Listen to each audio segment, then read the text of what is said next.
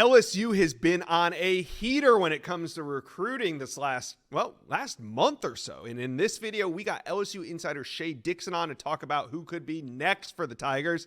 But first, hit subscribe to the On3 Recruit channel, the best recruiting channel on all of YouTube. And we want LSU fans to be a part of it, so hit subscribe for me, please.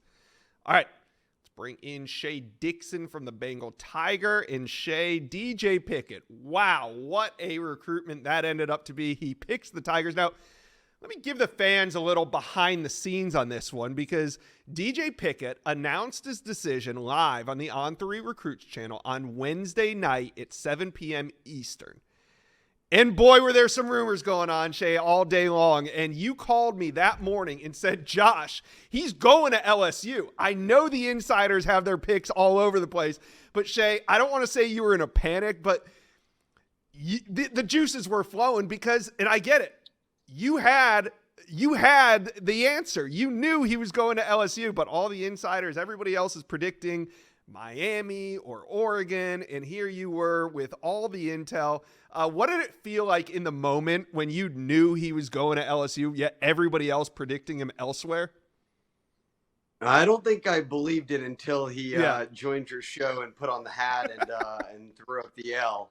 But yeah, look, LSU and sources out of Baton Rouge, they were confident in this one throughout. Now, when he pushed up his decision date, Josh, coming out off all those visits, Oregon definitely had some buzz that LSU had to counter. And look, not only was this a guy that right when they hired Corey Raymond, he was the very first visitor at DB, goes on to be the number one corner in the country, moved from safety to corner in our On3 rankings. But this is why you bring Corey Raymond back, right, Josh? It's to go after high profile targets, whether it's in Florida, Louisiana, it doesn't matter, Texas, he can go out there, swing for the fences, and they get this one. And to Josh, I think this speaks to the reality that LSU's NIL and the progress they've made there since bringing Austin Thomas back from Ole Miss to LSU, I think it can be seen in this DJ Pickett recruitment. Look, I'm not saying it came down to just that, but when you're a five-star number one corner, that certainly is part of the conversation. The finalists were Miami and Oregon, two of the deepest pockets in the NIL game. So I think this was a win for LSU on so many fronts, but most importantly, obviously, the biggest position of need on this team is corner, and they got the best one in the country.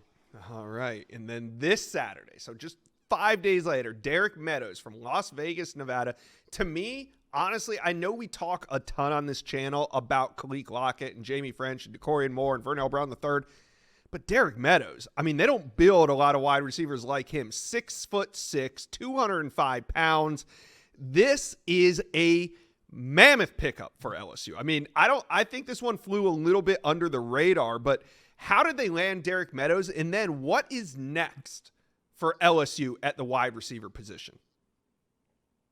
Yeah, you're right. 6'6" with elite track speed is not many guys are built like that. And look, when they missed out on C.J. Wiley, an LSU legacy, he's kind of a jumbo receiver. Now you get a 6'6" guy in Derek Meadows, a top 10 receiver, just a couple of weeks later. So that was huge for them, Josh. And I think that everyone thought Notre Dame the whole time for Derek Meadows, but Derek Meadows told Chad Simmons to start the month of June. He said, look, I know I'm into Notre Dame. That's where I'm trending, but I want to go see SEC schools, Georgia, Bama, LSU.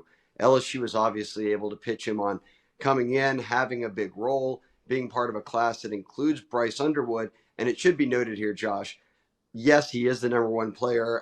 He's out of Bishop Gorman. So the number one player in Nevada, Derek Meadows, but he is from Michigan. So Bryce Underwood kind of chips in, helps play a role here in getting Meadows on board. And now they have two receivers committed, Meadows and Teron Francis. Francis is Louisiana's number one receiver. So 2 4-stars. I think they signed 4 total guys, Josh. And Phillip Wright, who just committed to Michigan a week ago, is a guy out of Destrehan, Louisiana. That's a school LSU recruits so well. He's got great track speed. They're going to push for him, push for a flip all the way to signing day.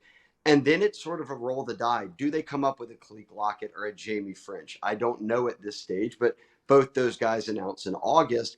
And then there are some other guys who've talked about making visits for games this fall. So For me, I think right now you look of a long play is trying to flip Phillip Wright, an in-state guy. Then you sort of shoot for the stars, right? A couple of 5 stars out there who took official visits to LSU in June in Lockett and French. Yeah. All right. Talking about shooting for the stars, 5-star wide receiver, or 5-star safety, sorry. Defensive side of the ball, Jonah Williams, our #1 safety in America. He's going to visit Texas at the end of July, but there's been some talk about LSU, maybe with the coaching change at Texas A&M out on the baseball side of things. Oregon, not as strong of a baseball program. Then you got LSU, kind of the dark horse in this recruitment for Jonah Williams. Shay, how do you see this shaking out? And do you think LSU has a legit shot at another 5-star? Oh, I do think they have a legit shot. And look, you look at the on-3 RPM, which really had Oklahoma as the team out front from the start. I'm not certain that's the case anymore, right? Like we've seen him have buzz around Oregon. We know that being a kid from Galveston and wanting to play baseball, LSU and A&M are two schools that are close to home. He can easily drive there, and both have very good football and baseball programs, that combo. I think what you mentioned is interesting, right? Coaching change in baseball at A&M, coaching change in baseball at Texas. Now he's added Texas to his visitor list. The Longhorns weren't really in the picture here when you talk about kind of front runners, but LSU's always hung around. And Josh, I've talked to a couple of people who have said the top 2 keeps changing, but LSU's always been in it. So I do think they have a legit shot. I also think that the selling point of a top 3 class, Bryce Underwood, you land DJ Pickett, you've got Harlem Berry, these other 5-stars on board. Remember, all those guys spent a lot of time around each other at On3 Elite. Those days in Nashville, they went together on official visits that overlapped at times. So I am keeping an eye on Jonah Williams. And really this week, when the dead period ends, Josh, do these guys make visits to the Bayou Splash, for instance, at LSU for Jonah Williams to be there? I think that guys who show up at these events right when the dead period ends could be telling, especially not with a guy like Jonah Williams, Josh, who may go to signing day, but Kaliq, Lockett, Jamie French. These guys have announcements coming up next month. All right. Last question I got for you is on Jahkeem Stewart. He's the #1 player in Louisiana for the 2026 cycle. But our insiders keep writing articles about him possibly reclassifying to 2025. And if he did, I mean, obviously the Tigers would be in the forefront of this recruitment. So Shay, you got feet on the ground down there. Do you think Jahkeem Stewart is going to reclassify up to 25, like we're seeing some rumors swirling about? And where does LSU stand if he does? I would lean towards no, not reclassifying, just because I think it probably would have already gotten it done by now. It would mean, look, right before school starts, you're finishing up, that year or within 6 months, even if you're trying to be an early enrollee. So we'll see. I wouldn't rule it out, but I'm not leaning there. Regardless, there's going to be smoke around a ton of teams in this recruitment. We saw it with Southern Cal, Ohio State, because he gets out and makes a lot of visits, and he is the top prospect, not just in Louisiana, but the country, and a defensive lineman.